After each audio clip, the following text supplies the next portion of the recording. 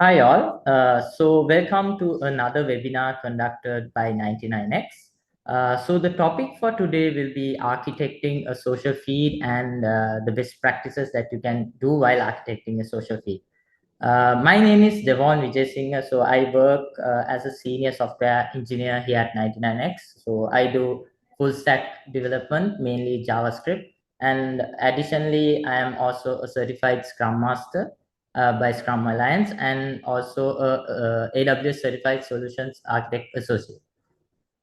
All right, so let's get the party started. What will we be talking about today? So basically, when you look at social applications, I think any one of you definitely must be having any sort of social media account. So there is various types of social applications. So if we break it down, so there is like social networks like Facebook, and there are like professional networks like LinkedIn, and internal networks for networks within companies, and media sharing networks, discussion forums, and blogging and publishing networks, and various other networks are available in like yeah. And what is common between all of these is that they all have a social feed. So that is the main thing that we will be talking about today in this webinar, how we can create this social feed, and we'll dive deep into what are the things we need to consider and the best practices when it comes to building this. So as you can see, when it comes to a social media application, there is so much of features. So there is like instant messaging and so on, stories. But in this webinar, we are not going to cover all of that because that scope will be too much. So what I have done is I have scoped it down only to talk about the social feed of it. So by social feed, what I mean is what you scroll. So it's a main thing where you scroll, you can see the images or videos, and then you can interact it, like you can add comments, likes. So we'll look at the function requirements in a bit. But yeah, so I think you get the idea. All right, so we'll be taking a step-by-step process for this architecting webinar. So first step is we will be identifying the functional requirements. Basically, what are the things that we are going to be implementing in this architecture. And so we'll define a clear scope that then it will be very clear for you guys when I show the architecture that is proposed. And next, we will identify the non-functional requirements and the other consideration. I think this is a very vital part because this will majorly affect how the architecture is done. And after that, we will understand what different components are needed to architect, like build this architecture. And after that, we'll draw the high-level architecture diagram, and we'll discuss about in step 5 we'll discuss about choosing the correct database and what sort of storage options we need to handle the data in a social feed. And yeah, step 6 will define the data schemas and define the data flow. So here I'll explain what kind of yeah, how the data is flow, and also just show a little bit about what kind of endpoints we can use. And finally, yeah, we'll talk about the tech stacks we can use, and you can start building it on your own. So yeah, as you can see, it's going to be a one step at a time process. And yeah, so we'll get started. All right, so step 1. So we'll keep it super simple. Actually, so as I mentioned, we can't create a whole social media application in a few like minutes. So I'm going to scope it down. So first, like any social platform, you should be able to, as a user, add a new post to the feed. So that will be the first requirement. And the second requirement is, of course, to view those posts that you add to the feed. Third requirement will be ability to like a feed post, and the fourth requirement is ability to add a comment. So add comment. So these are the four main requirements that we will be covering in detail in this webinar. All right. Next, it's we'll talk about the non-functional requirements and other considerations that we need to consider. So it's not only about the functional requirements we need to think about when architecting a solution. So when it comes to any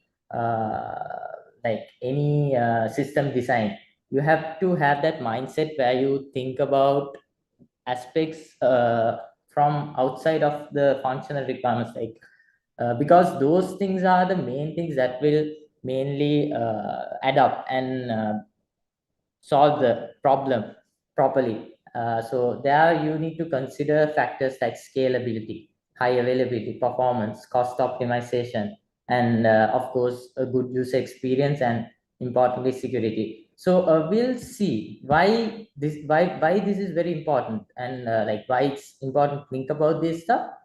And also I'll try to cover some of the best practices that you can use to fulfill these non-functional requirements. Yeah, so we start with scalability and high availability. So as you can see, when you talk about a social application, so we need to think about the number of users that's going to be using this application. So when you think about large social media applications like Facebook, Instagram, the number of users are in millions. So when we architect a solution like this, it's super important that you think about how many users are going to be using this solution. So if we don't think about that, there will be a point where the servers, our web servers, are unable to serve the request, and users will end up not getting content, and it will be a bad experience for the users. So by scalability, what it means is, with the increase in number of requests or number of users, our architecture should be able to handle it. So that's scalability. And high availability, what it means is, all like it anytime you try to access it, it should be available. So if it's not handled, the servers will just say it's too much and just stop working. So that's a really important thing we need to consider. And next, looking at scalability and high availability, we'll just uh, have a look at some of the best practices that we can actually use to achieve it. So these are some of them, but there can be much more than this. But I'll just cover the main points, then it will be useful for you guys. So first is, it's really good when we create an architecture to decouple components. So for example, using messaging queues to decouple components. This allows to components to scale independently, and it really loosely couples different services. And also another thing, when we talk about loosely coupling, is microservice architecture. So we'll dive a bit deep into that in the future slides as well. But by microservices, what it means is you break down certain functionality into logically grouped services where they can handle different stuff. And based on specific requirements, we can scale up or down these services, and it will be independently handled. So in terms of scalability, we can scale as needed. And next, load balancing. So here, based on the incoming traffic, we can distribute our traffic to multiple instances in the multiple web servers. So say you have only one web server, and if all traffic starts coming there, that server will be overwhelmed. But say if you can implement something like having one point where it balances the load across multiple servers, and they can share the work and serve the users efficiently. And when it comes to high availability, multi-AC deployment. So by this, what it means is, when it comes to cloud, there's a concept called multiple availability zones, where for example, if you consider AWS, say if one data center in one place goes down due to a natural disaster or something, and you have only deployed your architecture there, but in case of that, if it's only there, you like all your data and everything will be lost. So, and it's always good to have multiple deployed in multiple available zones and having backups. And also when it comes to read heavy applications, using read replicas will yeah, help with the scaling.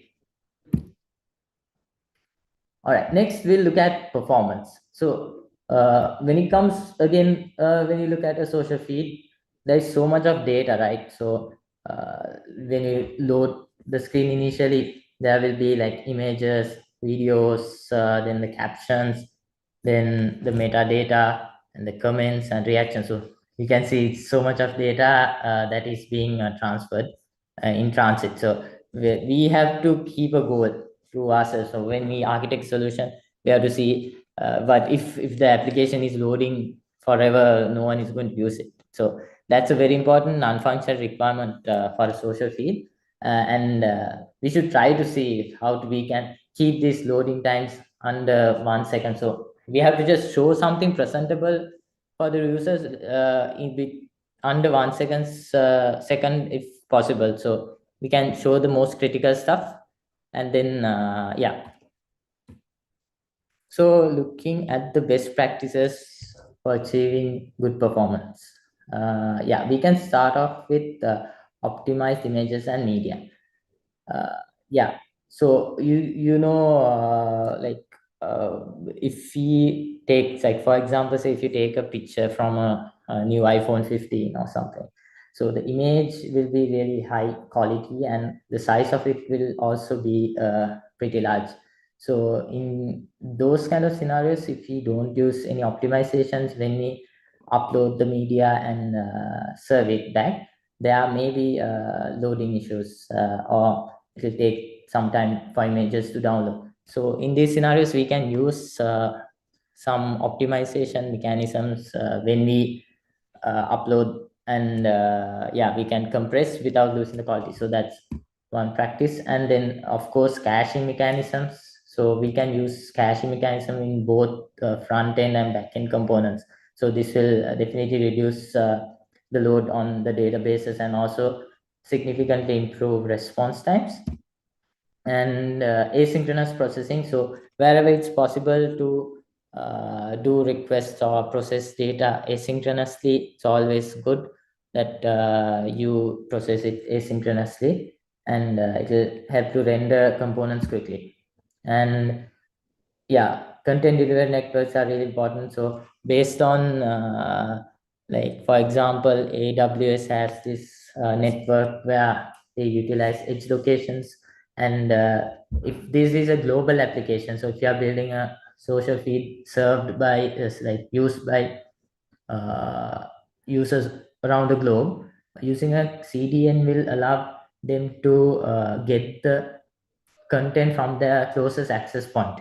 So there is the concept called edge locations where they can access using these content delivery networks, and that will significantly increase the latency of getting this media, for example.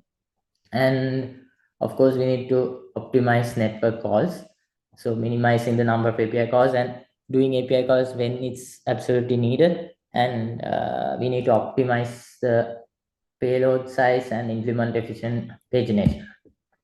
And yeah, proper data structure is anyway important for any application to like write structured optimized database queries. And when you look at cost optimization, so we'll do a rough calculation. So say if you have 5 million, so we are looking at a very scalable solution with a lot of users. So say there is 5 million users roughly going to be using our application in the future. So if one user uploads like say 4 photos per month, or maybe it can be higher than that, but on average, if it is 4 photos and we just imagine it's just 4 MB per photo, so if you do a calculation, that's almost like 1 petabyte of data per year. So that's a huge amount. And so this is just for 5 million users. But you can see like there is going to be large amount of data. And also this is also the case when it comes to this example is just for storage, but it's also the case when it comes to compute resources. When you try to access servers, like there will be multiple requests trying to access servers, and that's all going to cost. At the end of the day, it will add up to the cost. So if you don't efficiently manage this cost with the increased number of users, you will end up paying so much of money to all these cloud providers like AWS. And also, we must make sure we adhere to some best practices again when architecting, and yeah, help optimize the cost. Yeah, first of all, choosing the right cloud provider. So all of these, so there is multiple providers available, and based on what kind of services you are going to use and the pricing structures, you can decide. And this is very important. So when you provision resources, you should make sure that the right amount, only the needed amount is provisioned, or you use pay as you go model. So it's always good to like calculate in like beforehand how much of resources that might be used, and then you can not like you can prevent over provisioning and leading to high cost. And yeah, again, optimize database usage. And yeah, so there is this lot of managed services provided by AWS or other cloud platforms, which are generally offering cheaper solutions and cheaper solutions where you have less work to do as well. So consider using those.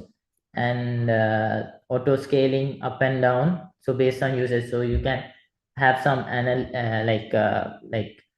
triggers based on, for example, if there's your servers are getting too much load, like CPU is going above 80% or something, like then you can add another server and load balance it across them. So but so that is only if needed you add this two servers, but initially you don't have multiple servers because that's again going to cost you. So that's something. And then yeah, optimize data storage. So when it comes to social feed, again, there is so much of media, as you saw on the previous slide. So we can use optimized data storage mechanisms where you can like archive the less frequently accessed data and save money there as well. And you can also implement cost controls and capacity estimations. And this you can use to set up budgets and again manage the costs. And yeah, so this is something very important, I think, because user experience is something that will make you keep coming to the application. So it's very important that this aspect is covered when you build any solutions. It's not just applicable for social feed, but sometimes there's a misconception between UI and UX. So that I want to just clarify, uh, because when it comes to UI, it's just how your application look and feel. It's just the visual aspects of it. But when it comes to user experience, UX is the entire user journey end to end. So it's from the first interaction to the final overall experience the user has with the application. So it involves with understanding overall satisfaction with the product. So like this like I'll give you examples. So for example, the two sauce bottles on the side, so the one on the right is looking appealing, but when you try to get the sauce out of it, it's such a pain. But yeah, so the other one, it's really easy to get it. So the experience wise, user is not yeah, the pain of using it is really less, and it satisfies the user. And yeah, so UX is not equals to UI. And let's see what are some bad UX user experience problems. So if it's like overly complicated, Like you have to, like if you build a solution and you will have to give a user manual for the users to understand what's going on. So that is bad UX. And if there's so many too many steps, so say if you just want to post a picture and you have to like do fill go through like 10 steps to do it. So again, and then again, this comes again with performance. So if you have to wait for a long time, and then users will start leaving your application, and they will start yeah, it's not going to be a good experience for them. So again, so this is why it's very important that we consider this as a non-functional requirement again when architecting social field. So best practices, yeah, we'll have a look. So first of all, non-blocking UI, non-blocking UI. So what this means is wherever it's possible. So for example, I'll show you a real world example in a bit. So here, as much as possible, if there is some processing going on, we have to try to keep the UI not blocked. So say if you try to upload a picture, if it's going to take like 3 minutes to upload it, so user should be able to use the rest of the application easily. So or else they'll have to just stare at it and wait. So that's that. And of course, user friendly navigation. UI should be you should be able to understand by looking like just navigating through it, and show only what's relevant. So sometimes there is very overly complicated UIs where user doesn't understand what to uh, click on or what's going on. And interaction feedback. So what this means is if there is something that user interacts with the application, they should get a feedback saying they have performed action, and that the system is actually has captured that. For example, if you upload a picture, there should be a loading state or indication that it's uploading. If that's not shown to user will be a bit lost. And efficient content loading, minimizing click count, and of course we can analyze and adapt to all like user events. We can set up some analytics like Google Analytics or something, or any sort of analytics, and adapt based on user journeys and patterns. All right, so that was step two. So step two was a bit long, but we'll go to step three. So here we'll understand the components that's needed to build the architecture. So now we're actually getting closer to creating the architecture. So in this proposed architecture, I'll be using a RESTful architectural style. So REST is yeah, so that is like a stateless way of communicating between client and server. So I think it's very commonly used in most architectures, and it's based on HTTP methods like get, post, delete, and uses URIs for identifying resources. So in terms of components to build architecture, first of all, to render like this social feed itself, you need a client application. So that can be a mobile application, a web application, or any sort of application that can render a UI that is like the user can interact with. And then we need a API gateway that is going to be a gateway to the backend. So that's that component. And then identity platform. So we need to make sure users are authenticated and have the correct access to actually get the resources needed, and show the feed like they are authenticated to that. So in that, for that we need an identity platform, and of course we need a database to store all the data, and object storage. So in a database we usually don't store images and videos and stuff like that. So for that we use the object storage, and we need a push notification provider to push out notifications which is happening in the like backend. So let's put all this together, and finally we'll draw the architecture diagram. So I have actually drawn it, and this is like the overview of it, but we will break this down and see how the data flows through each of these.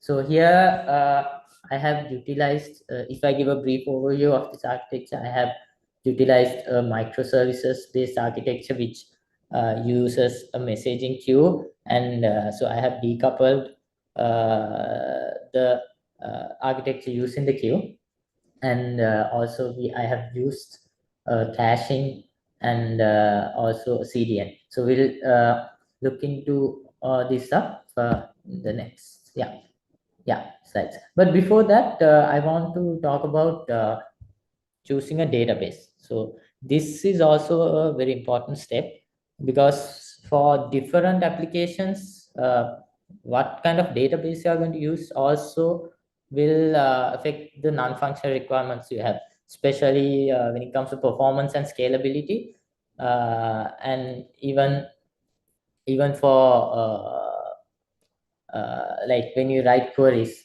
to get certain data which is needed. So it's very important to pick the right database. So out there's different types of database, but when you categorize it, it will mainly be SQL databases and NoSQL databases. So when it comes to SQL databases, it's fully relational, and you have to do like a predefined schema. And when it comes to NoSQL, it's a bit more flexible, but there is exception. There is something called graph databases. So graph databases are also it's not a SQL database, but it provides a way for a lot of complex relationships. So in this context of a social feed, there will be based on different requirements. So here we are only covering 4 function requirements, but if you are planning to extend this architecture for a full-fledged social media application, then there's going to be a lot of relationships. So in that scenario, it's good to go with a relational database. But I'm not saying a NoSQL database is not going to be good, but with some practices like partitioning and indexing, you can also utilize NoSQL databases. But in this proposed solution, I'll be using a SQL database. And also I want to mention that you can also go ahead with a graph database if your data structure is going to be super complex and you're going to have so much of complex interconnected queries that you need to do. In that scenario, you can use a graph database, but also the like some of time you can use these databases together as well in certain scenarios with like if you identify the correct use cases for it. Yeah, so I'll just before that again, uh, so the database will store all the metadata, and like for example when it comes to a social feed post, you have the say you have the users who post it, and then the captions and the text based data that will be stored in the database. So here the SQL database, and but when it comes to storing images and videos, we have to have a object or blob based storage. So there is several services that you can use for this. So it depends on the cloud provider and all of these. So I have identified these 5, but there's many more as well. So based on the cloud provider you use, and based on the costs, you can select. um, yeah, so I have just put up the same architecture in a very simple form using AWS components, sorry, AWS services. These are services which are provided by AWS. So if I go back to this, so I have done the same architecture using AWS services. So we have, so to briefly explain, so we have the API gateway, so that's a service, and we have Cognito, that's for authentication, and then we have Elastic Beanstalk that will host our services, the microservices, and CloudFront, which will act as a CDN, and the simple queue service that will be the messaging queue service. And we have RDS, we can host our database, which is a managed service, and the cache and background jobs can be run here. And then we have a cloud messaging tool. But yeah, I'll definitely go through the data flow on this. Uh, yeah, so we'll define a little bit of the data schema as well. So we understand what kind of data we are dealing with here. So if we break down like a typical social feed item, so there will be a mainly, so this is just I'm generalizing any item in a social feed. So there will be, first of all, there will be the person who posted the item. So that's the author's profile picture and author's name and the posted date. So those kind of data will be shown. And also there will be a way of liking and commenting, and you can yeah, see those here. And there will be the content, basically it should be an image or video, and the caption. So these kind of stuff uh, is what we need. And to just draw a quick, this is a very simple diagram to show how we can structure a database that can cater to our function requirements. But this is a very simple one with only the attributes which are needed. But of course, a real social feed database will be much complex than this. But to briefly explain this structure, so say we'll have users, and users can have followers. So that is tracked in this table. And then users can have multiple posts, which is linked by a foreign key. And then the post can have multiple post media. So that is like, say, one post can have multiple pictures in it, or videos. So here we can track the media type and media URL. And yeah, likes also similar. One user can like many posts, and one post can have many likes, and it's the exact same for comments as well. So that's just going through the database. uh, all right, I think now it's time that we break this architecture down and see how the data flows, and for each of the functional requirements as promised. And we'll look at the endpoints. Yeah.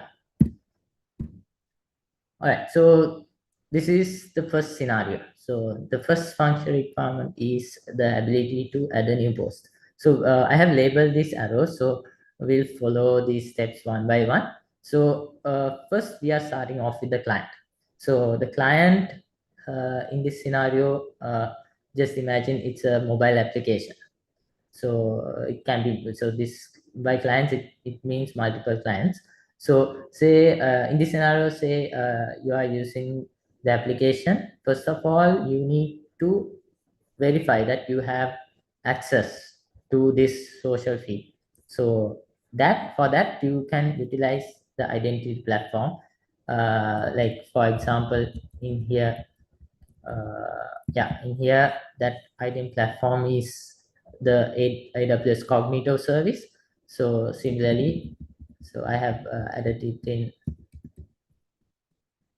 yeah, in a general way, because these, all of these components are not specific to AWS. I have to mention, because I just showed it in AWS just to give you a context. But you can have all of these in services or components in other cloud providers as well.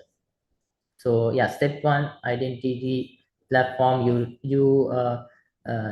See if the user has access, and then if the user has access, for example, you can get some sort of authentication. For example, if you know about JWT tokens, they can retrieve one, and then with that you request the API, and also with the data.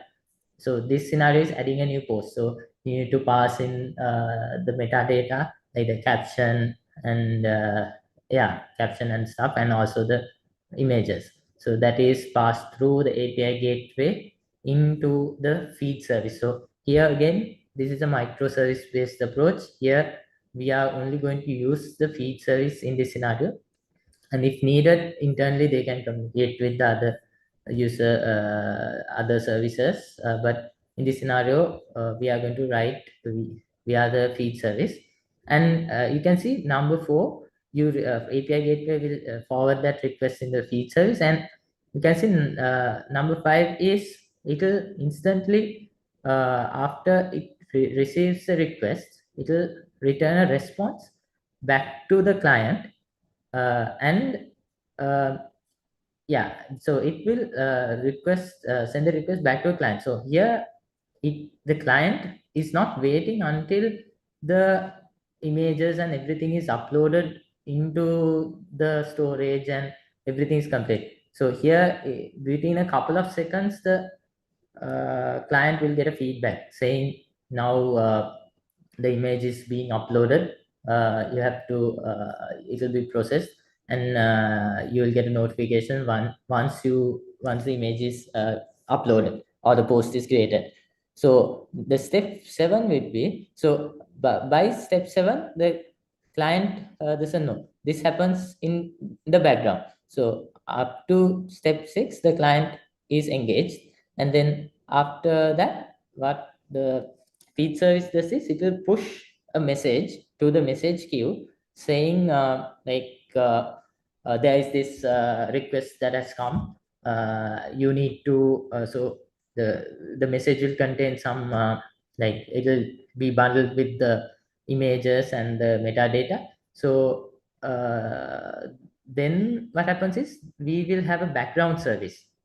So the background service responsibility is to look at this message queue and see what kind of data is there in the message queue, and then it will pull that data into the background service and it will process it.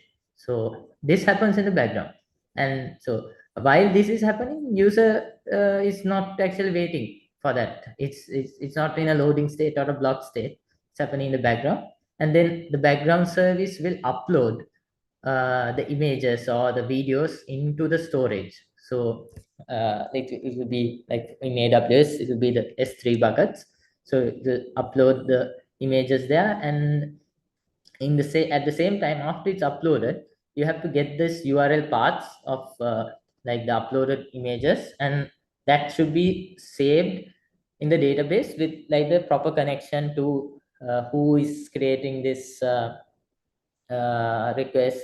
post, and all the metadata will be saved in the database with the references to what's stored in the block storage.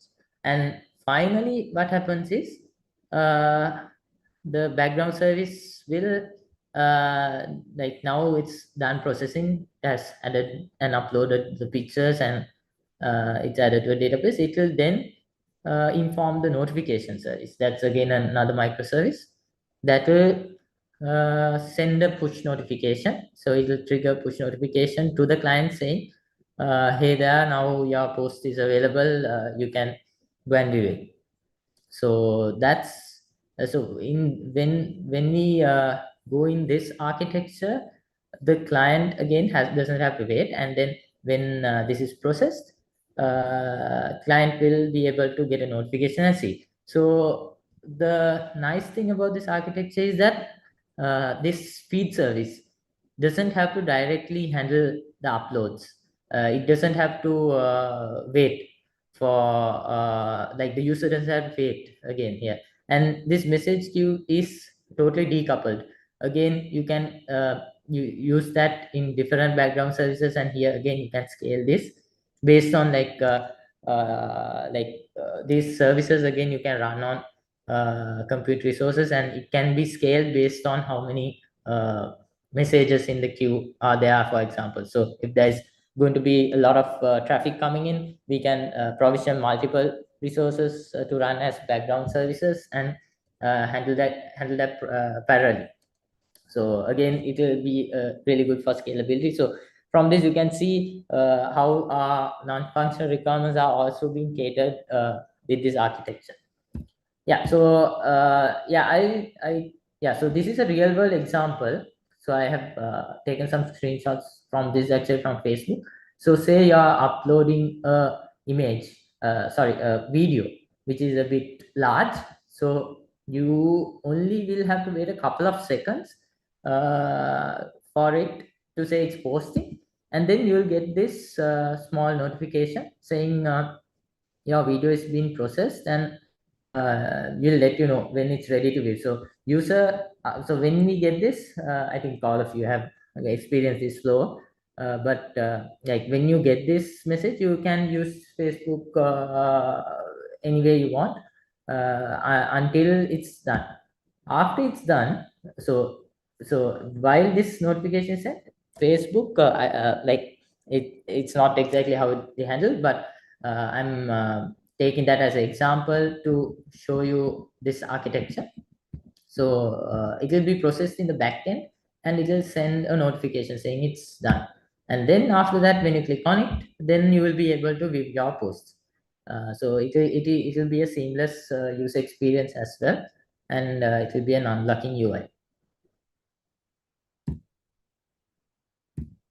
All right, so we'll have a closer look at this messaging queue. So I have mentioned, so if I go back again, so this messaging queue. So I want to zoom in a bit here and just explain what that is, so that is clear as well.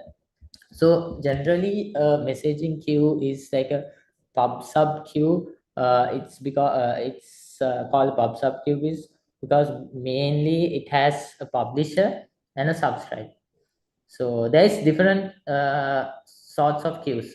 So when it comes to AWS, SQS queue is not a pub sub queue, but in like Asia, there is like service bus and different types of queues. So different behaviors are there, but generally, when you look at a queue, there is something, some service or something that pushes some messages into that queue, and there is another service, background service, for example, that will pull the messages from that and process it. So the publisher's responsibility is just to put the message into the queue. The publisher doesn't have any responsibility of what the subscriber is going to do with that message. So the only thing we have to configure is what message is going to be accessed or processed by which subscriber. So there is a concept of topics that can be used for that, where like you can set specific topics or filters based on what kind of messages what kind of subscribers should use. And in this in our architecture, you can see, like say if I send uh, a message to upload, create a new post, then the subscriber can see this message is to create a new post, and then the subscriber knows how to handle it properly. And so this is another pattern. So there's a pattern called fan out pattern. So this is again an example. So it is also a similar pub sub implementation of this. So here what we have is we are using a service called SNS. So here we have different topics with filters. So again, you can, like from a service. So here you can see the order acknowledgement microservice is what is going to publish the message. So the SNS will decide for which queue it's going to be pushed, and that queue will have a subscriber that will pull the message and handle it. So that's this is the fan out pattern. So this is very extendable and scalable. You can have, like say, different queues for different use cases.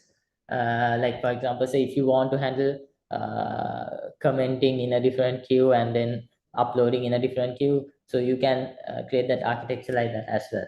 So this is just the zoom in view of the queue part of the architecture. All right, so we'll look into the second requirement. So that is the ability to view the list of posts, list of feed posts. So again, these first few steps are the same. So we have the client accessing the item provider, and then getting a token or authenticating with it. And then again in the API gateway, I forgot to mention previously, it'll check that token, the mechanism, if the user is already having access to what he's requesting, and then via the API gateway, it'll route it to this feed microservice. And here you can see, uh, here it goes through. It doesn't give the response here, but it goes through the feed service, and we have implemented a cache in this architecture. So it will first check if the cache has this data. So caching will definitely reduce the time that will take for this response to come back. And so basically a cache is most of the time it's like a key value store where you can save certain like data in a key and then retrieve it based on if it is based on a TTL. So there's a time to live. So if it is not expired, that will be returned. So if it is not available, it will request the data, and you have that will update the cache and return it. So in this scenario, the database will have all the posts, and the post will be returned to the client. But now when we look at it, here we are only taking the metadata related to the post. So that is like the caption, who created the post, but the actual content, the actual media, as you saw before, is uploaded to a storage, a blob storage. So that is in a S3 bucket, or like any sort of storage you pick. So either you can directly access it from the client via the URS. So the URS will be in the database that is provided to the client, and the client can either directly get it from the S3 bucket, but the better way would be to go via a CDN. So a CDN, as I mentioned before, it's like a network of edge locations where if it is a global application, the closest edge location will be used. And yeah, so then the images will be loaded through the CDN, and the client application will see the rendered full social feed. Yeah, so if we look at this, is just a simple request, just to show you guys what it will be what it will look like when we handle it from the client. So say you have a endpoint called API/feed, and it's important that you optimize. So in the non-functional requirements performance section, I have mentioned using proper pagination and proper API handling. So here, this is one example of it. So when we look at social feed, there will be a lot of posts. So we don't want to get all of them to the front end, and we have to always try to limit what data we are going to get and get into the front end, the client. So pagination is one mechanism where you can limit what's taken at a time. And then, for example, using something like infinite scrolling, you can render the feed going forward. Okay. Yeah. So if I explain to you this, so it will be like, say you have an array of items. So the items will have the metadata. So this is like what type of post it is, the author of it, and then the caption and created date. And also this is the media. So as I mentioned before, this will have the URLs. So this is the part of the file which is in the storage blob storage. So we have to just in the client, we need to append the link to that specific blob storage resource, and then append this URL, and then we'll be able to access this. Again, that like I have not covered how we can protect these endpoints without public access. So there is different mechanisms to do that as well. But in this architecture, that is not covered, but that's something you can explore. So there is something called pre-signed URLs and stuff in AWS. So those are patterns you can use to make that yeah, secure as well. And again, getting comments. So here, if like when we look at again a post item, you'll have the comments as well. So if you try to get all the comments as one in the same request as once, it will be a huge payload, and it will take the initial loading time will have a hit. So if we can segregate or like divide this request into certain trigger points and get it separately with smaller blocks as possible, that's again good. But again, you have to consider, like say, you should not be calling this endpoint in bulk to get comments for all posts at once, so that's also bad. So like either you have to in the backend when you get uh, the comments like the feed items, you have to see to get like the first few comments with that request itself, and then the rest you can incrementally get it again with pagination, because a post can have so many comments as well. And again, similarly, it's very similar to yeah, similarly it's for likes as well. And yeah, so this is again ability to like and comment on a post. So we have this part is going to be the exact same, so I'm going to explain step 1, 2, 3. So step 4 again same, and then it will route the traffic into the services, relevant services, either like or comment service. Again, we'll have the messaging queue, and it will process in the background and add to database and return. And this time the notification will be sent to the client who's the owner of the post. So they'll receive a notification saying someone liked your picture or added a new comment. So again, here when it comes to social applications, this adding comments and likes happen in a large scale. So having this queue based approach again will help scale it and handle large amount of requests. And when you handle this in the front end, again you can have local data where you keep this. You don't have to wait till this light is actually updated in the backend. You can just update it in the front end and let it process asynchronously in the backend, and make sure the yeah, content is updated, but the client gets an instant feedback that the comment, like the post has been liked. Yeah, so that's the main part of the architecture that has been covered. So now it's time to choose a web stack, like a tech stack, to start building it. But this is not actually in the scope of this webinar. But I just wanted to highlight, like there's so many different technologies that you can use to build it. But it's not mainly about the tech stack, but it's about how you it's a thinking pattern and how you try to connect all the components together. Yeah. And additionally, I have created this starter project, but I haven't published this publicly. But this is I created this UI that will help you guys actually build a social feed mobile application. But this is relevant to React Native developers only. But you can get an idea on structuring that. So I just so this is basically what I have built. So I'll make this available the UI, so you will be able to do some liking and then have a structure. So this is totally just the UI. There is no API integration or anything.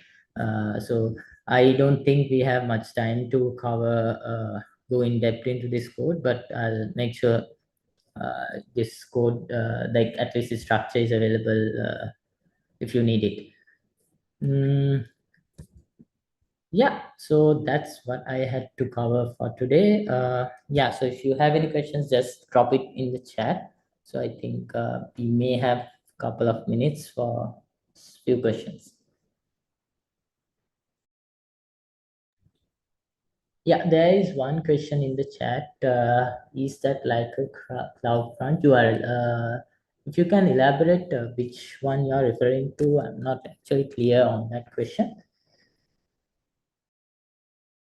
Yeah, maybe I think just to assume, maybe it's the URL which is showed in the database that you might be referring to. So it's like, uh, 1 second. Yeah, so it's actually the path to the asset that's stored in the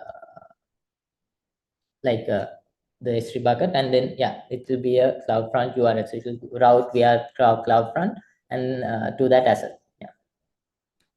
Yes, yeah. So I think yeah. Now I think the question is clear. Yeah. So it's actually the path via CloudFront you have to append to the like the actual assets. Not so you can use it directly, but then you will lose the advantage of using the CDN. So you can access it directly as well using the S3 URL. Maybe I have yeah mentioned that it might be confusing, but yeah. So you can use it directly, but that will lose the advantage of the CloudFront. All right. Do you guys, if you guys have any other questions, you can drop in the chat now. There's like 1 more minute.